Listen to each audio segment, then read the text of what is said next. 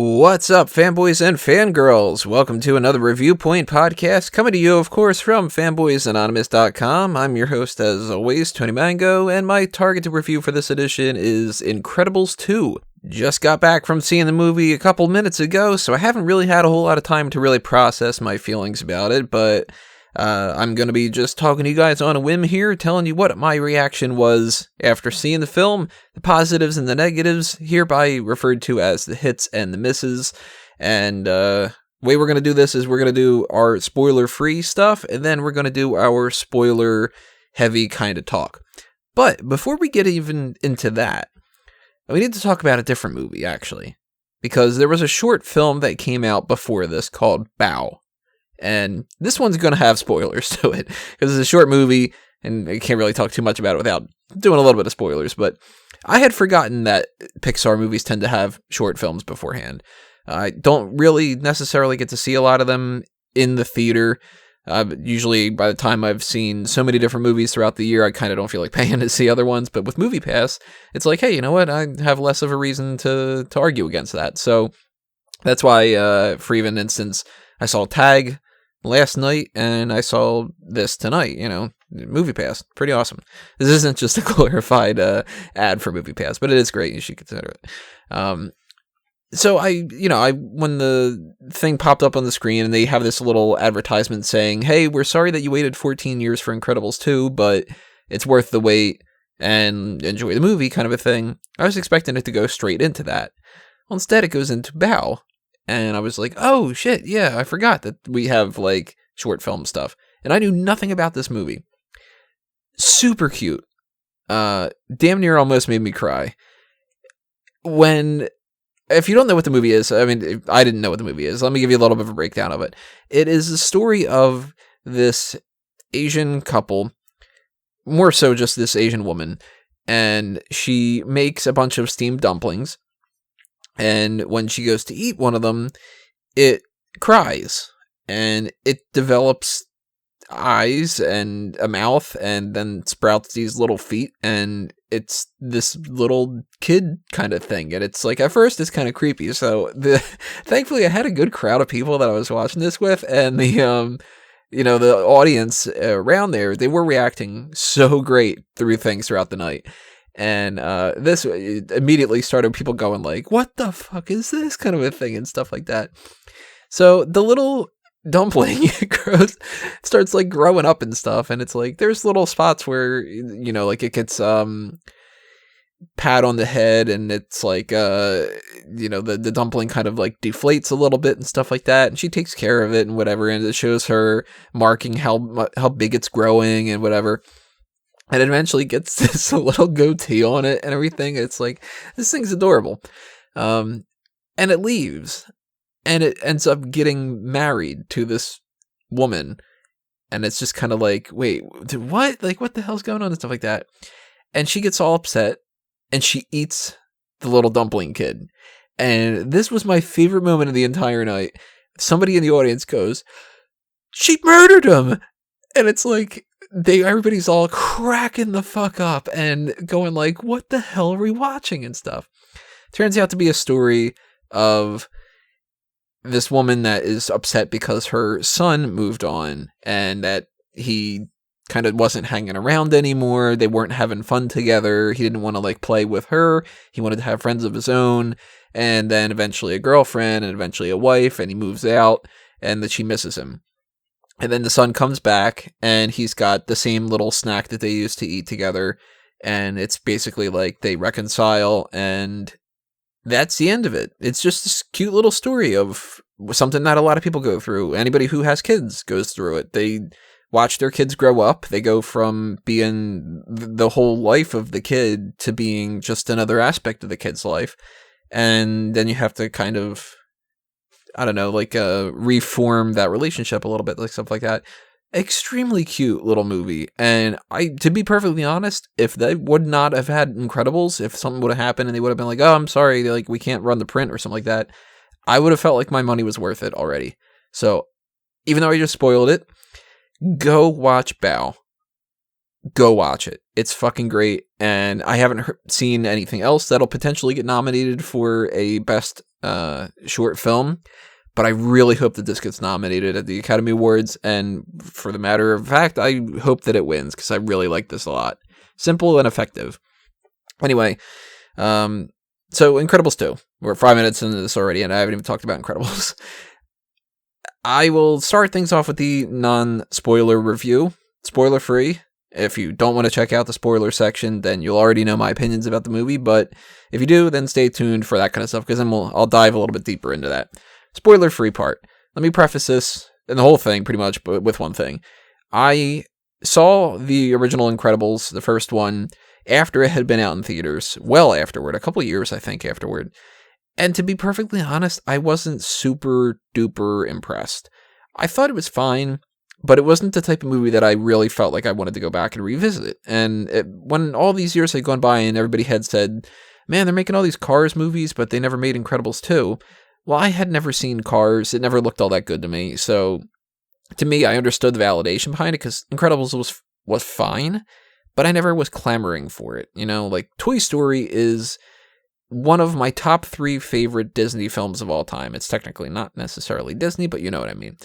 Toy Story, Aladdin, and The Lion King are my 3 favorites. I don't think anything's going to be able to beat that. But I do value Pixar movies quite a bit. You know, Finding Nemo was good. Finding Dory had some good parts to it. Not really super fantastic awesome, but hey, you know, it's another thing. There's a lot of like positives when it comes to some like standardized Pixar movies. And Incredibles to me was the type of thing where it was like, yeah, I liked it. And if anybody else really loves it, I can see why. But I don't necessarily really love it. I rewatched it the other day to prep for seeing this, and I felt the almost exact same things that I felt before, where the first half of Incredibles is great, and then once they get to the island, it's not necessarily the most entertaining in the world to me. So I was going into Incredibles 2 expecting it to be roughly the same thing, where it's like, all right, I like it, but I don't love it. You know, that kind of a thing. This is better than the first one, as far as I'm concerned. It's a more fully functional movie. I think that it handles its ideas better, and it's got a better pacing to it, too. Maybe part of this is that it's approached a little bit more from an adult perspective. And, you know, when I originally had seen Incredibles, it was a couple of years ago at the very least. You know, it was... Wait, when did Incredibles come out? It was 14 years ago, I think is what it was.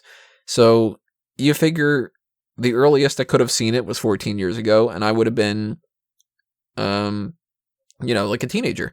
So there's a big difference in 14 years when it goes by. You know, maybe I saw it when I was 20. Even if that's the case, if I saw it when I was 20, it was 10 years ago. That's what's like crazy about this kind of a thing, you know? So your perspective changes, and I think that certain people should go into this movie. If you're the type of person that you judge movies based off of nostalgia more than anything else, I don't know how you can approach this movie if you love the first one to make sure that you love this one too. You probably will, and still there's some people that won't, just fundamentally, like, you know, maybe they just don't like the plot itself or something like that. But I know to a certain extent people also want everything to just be what they had seen before. I'm approaching this as I didn't really 100% love that first movie, so maybe that's going to be a little bit different, and maybe some people aren't going to agree with me on that.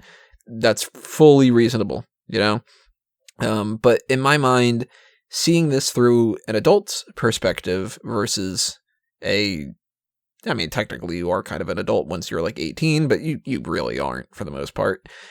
It does give you some different viewpoints to different things, and when this story follows the dad aspect to it, I'm not a father yet, but I hope to be at some point, and I can still, you know, I've babysat people and stuff like that, and just, I can understand kind of the weight behind a lot of that, so those jokes hit a lot better for me. And for instance, one of the jokes, it's a running joke throughout the whole thing, so if you saw the trailers and stuff, you already know it, it's not a spoiler, is this idea of new math, and that he's like, why would they change math?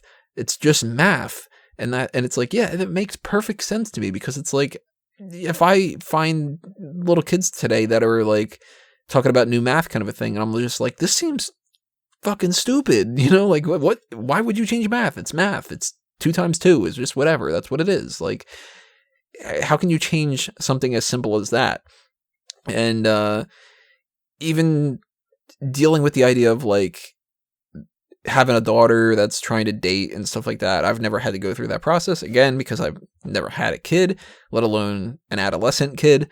But at the same time, I can understand the viewpoint of a father going through that because I have friends that have had kids that are going through stuff like that, or, you know, different things like that. So that appealed to me more than I thought that it would. Also, I think it was just more mature in a lot of different ways. And, you know, when they're dealing with stuff in that first movie, they do have like an attempted suicide attempt, and they do have the idea of don't meet your heroes because they'll let you down, and a lot of mature themes. And they carry that on with this one too. And I really appreciated that because it's a lot easier for an adult to get into a kid's movie if it's got mature themes, even if it is silly, and have fun and, you know, really experience it as well as we could, versus if it's just a silly, stupid kids movie. Because there are plenty of silly, stupid kids things. And for the kids themselves that they're targeting, it's perfectly fine. But good lord, is it mind-numbing. You know, fucking Dora the Explorer. Try to watch 2 episodes of that back to back, and you're going to want to blow your brains out.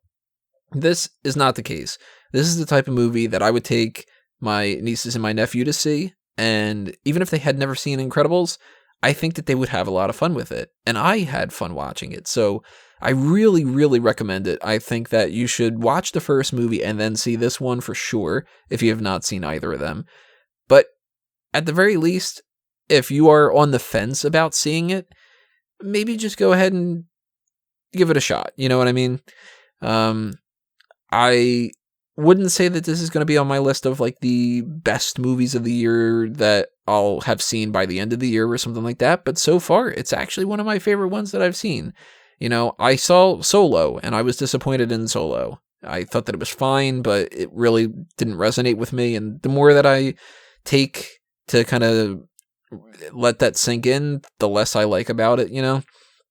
And Tag was fun. You know, I watched Tag last night, like I said. So that's cool too. But this was actually like a good movie. I really enjoyed it. And I don't want to talk about specific stuff because that's going to be in the spoiler part. But essentially, is this a hit or a miss? This is a hit. So, as I mentioned before, spoiler part. Now, if you don't want to know what happens in the movie, I guess don't listen to this. You know what I mean? But hopefully, if you are the type of person that listens to spoiler stuff, it's not going to bug you too much anyway. But to get into more specifics about this, we have the story of the screen slaver. Love that name. It's campy, but it's not campy stupid. It's campy clever, kind of. And he is the villain of the whole thing, and it turns out that it's actually one of the people manipulating the whole situation, which you could see through right from the start. I mean, it's a kid's movie still. Like, you're still going to have a basic plot, and it's somewhat cliche in a lot of different ways, too. Like, you can tell what's going to happen in a lot of different times. But that doesn't mean that that's necessarily bad. You know, a lot of people have this mentality where they say predictable is bad or change is good. Just black and white. Just anything that's predictable is bad. And anything that is new and different and wasn't predictable is automatically good. I think that that is one of the stupidest things that people have in the world, because that ignores the idea of change for the worse or predictable versus unpredictable yet bad. I would rather go with predictable and good than I was surprised and it sucked. You know what I mean? Because, for instance, if you tell me, well, you would have thought that The Last Jedi was predictable if Luke would have been this great Jedi master and he would have just taught Rey and it would have been just a standard, you know, copy and paste type of deal. And then I go, yeah, that would have been predictable, but what we got instead, I think, is stupid. Would you also say unpredictable is good for the sake of just good if I were to tell you that, say, the next Batman movie, he gets killed in the first 5 minutes of it, and then it follows the story of some other character that isn't Batman, and go, well, I never would have thought that a Batman movie wouldn't be about Batman. Like, it's just stupid. So if you are the type of person that thinks predictable is bad. No matter what, even if it's a good story, it's still just going to piss you off. You're not going to like this movie because it's predictable. It's a kid's movie. You're going to be able to see from the very first scene that this is going to happen, and then that's going to happen, and then that's going to happen, and so on and so forth. You know, when you are being told the story of Violet and Tony and, you know, trying to get her first date and stuff, you know this movie isn't going to end with the two of them not going on some kind of date. You know that the issues with the superheroes are going to be resolved at the end, and you know, you can tell who the villain is. You can tell that baby Jack is going to go through some kind of process where his powers are useful instead of just annoying, and Dash for the most part doesn't get too much to do. He's just sort of there. So that would be one of my misses, actually. Dash could have maybe used a little bit more, but Dash is, I guess, sort of like how Hulk is used in Avengers. He's a punch-up character. He is used for moments here and there, yet not necessarily an arc 100%. So I did enjoy Dash. He was still a hit, but his lack of a story, that was a miss. Another, I guess if I had to start saying just misses here, a miss for me is maybe there were too many scenes of, whoa, look at that, that's Jack's new power. Oh my god, I didn't see that coming and stuff. And after a while, it's like, all right, I kind of get the point a little bit, like, we can sort of move on. But pretty much everything else was a hit. I mean, you bring the Edna Mode character into there. Edna Mode is great, and her scenes are just awesome. She is a fantastic character. Everything about that's great. Another hit is the action in this. The action is fucking awesome, actually. It's pretty damn good action. I liked the Frozone's Shaft theme. Like, that was funny. I thought that another hit was that they didn't make both the male and the female that were running the whole corporation and stuff, that they weren't both involved in the villainous activities. I thought that was good, because I was like, all right, well, it's going to be one of them or it's going to be both of them. And more so throughout the movie, it was like, all right, well, it's probably just going to be one of them. But they could have made it a double kind of thing, and they didn't go in that direction. So that I think is a hit. Another hit for me is just the dad taking care of the kids, kind of, it's normal jokes. So I guess you could say maybe it's a little bit on the lazy side because we've seen it a million times before, but at the same time, that's not really a miss because they executed it well enough that they made me laugh. And I always recommend, if you want to go see a comedy, go to see it in the theaters, because it's so much better when you've got other people laughing alongside of you and everything. And those same people, like this one guy in particular, the one that was all like, yeah, she murdered him and all that other kind of stuff for the Val thing. At one point in the movie, I can't remember which part it was, something happens though, and he just goes, yo, what? People were just like really enjoying themselves. And the majority of the people that were there in this auditorium, because I saw it at 10:30 at night, were all adults, you know? So that was kind of fun too. He didn't have to deal with the little kids and everything in the crowd crying if there was like some kind of a scene that would upset them or whatever. Let's see. Elastigirl, character, totally a hit. No complaints with that. Basically the same kind of, like, the characterization is the same as the last time. So if you like the characters the last time, then you're going to like them this time. Voice acting, great. I love Samuel L. Jackson in particular as Frozone. It's just like so fun to listen to. The other ones too. I mean, some of them are like, I didn't even know that was Sophia Bush being Void. It really didn't matter. They could have pretty much gotten anybody else.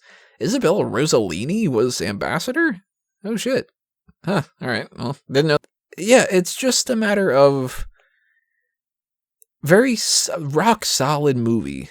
Like, I have no real complaints about it for the most part. Like I said, some of it's a little bit cliche and a little bit standard, but that's not a bad thing. And I enjoyed the idea that with a simple movie like this, you can appeal to a lot of different people. If you go into these movies liking superheroes, you're going to like superheroes in the movie. If you go into it liking a family film, it's a family film. If you go for the action, the action's good. If you go for the comedy, the comedy's funny. If you go for little kids, there's stuff for them. And if you go for adults, there's stuff for them too. You know, little nods that little kids aren't going to get, and different things like that. I enjoyed that a lot, and this was really just a fundamentally rock solid good movie. I mentioned before, I don't know if it's going to be my favorite movie of the year, but hey, Fanboys Film Awards at the end of the year, if I'm going through this and stuff, it might end up giving it a couple of different things, and it wouldn't shock me in the slightest bit. At the very least, I can't imagine that this doesn't get my best animated film of the year. So I could see that happening with the other films too. The other awards and stuff, like the actual Academy Awards. Like, this could get nominated for best animated film. I could see that being the case. So yeah, mostly all hits. Very, very minor misses, and if they are, it's stuff that's completely forgettable and stuff that's forgivable as well. So overall, hit for a movie. 100%.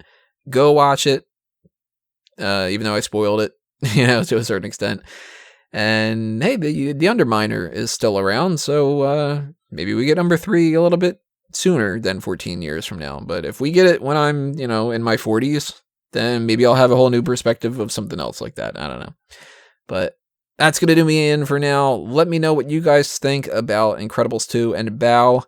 And whether you agree or disagree, we'll keep the discussion going in the comment section below. Make sure that you subscribe to the YouTube channel here on Facebook and ring that little bell for notifications for the next videos that come up. I don't know what they're going to be, but hey, they're going to be coming up at some point, so why not, right? Always check out fanboysanonymous.com as well, because there's things that aren't on the podcast side of things that I do there, like 6 Flicks Picks, and I've been keeping up with the Week in Geek, bringing that back. This is the second week that I had just done this, so if you want my quick opinions of like some different news stories, that's where you're going to find that.